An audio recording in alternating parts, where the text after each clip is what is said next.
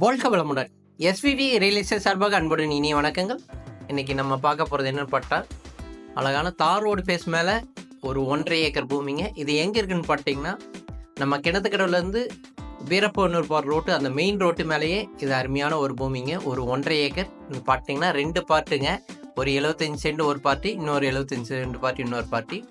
2 பேர் சேர்ந்து டோட்டலாக 1.5 ஏக்கர் ஒரே ஸ்கொயராக உங்களுக்கு கிடைக்குங்க. தார் ரோடு ஃபேஸில் தெற்கு பார்த்த பூமிங்க.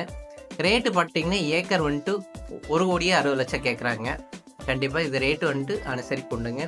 இது பார்த்தீங்கன்னா இண்டஸ்ட்ரியல் லேண்ட் போடணும் அப்படின்னு நினைக்கிறவங்களுக்கு, இல்லை வேறு ஏதாச்சும் கண்டெய்னர் லாரி நிப்பாட்டணும், மெயின் ரோடு ஃபேஸில் வேணும் அப்படின்னு நினைக்கிறவங்களுக்கு இது ஒரு அருமையான ஒரு பூமிங்க. இது ரேட்டு சொன்னதாங்க 1,60,000 கேட்குறாங்க.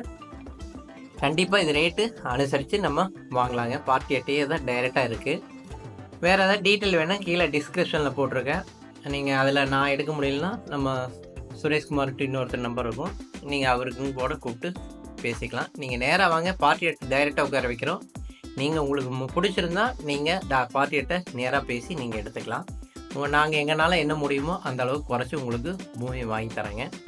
இது கரெக்டாக எவ்வளோ தொலை இருக்குதுன்னு பார்த்தீங்கன்னா, நம்ம கிணத்துக்கடவுலேருந்து கரெக்டாக பார்த்தீங்கன்னா ஒரு 8 to 9 கிலோமீட்டருக்குள்ளே தான். 8 கிலோமீட்டர் தான் வருங்க.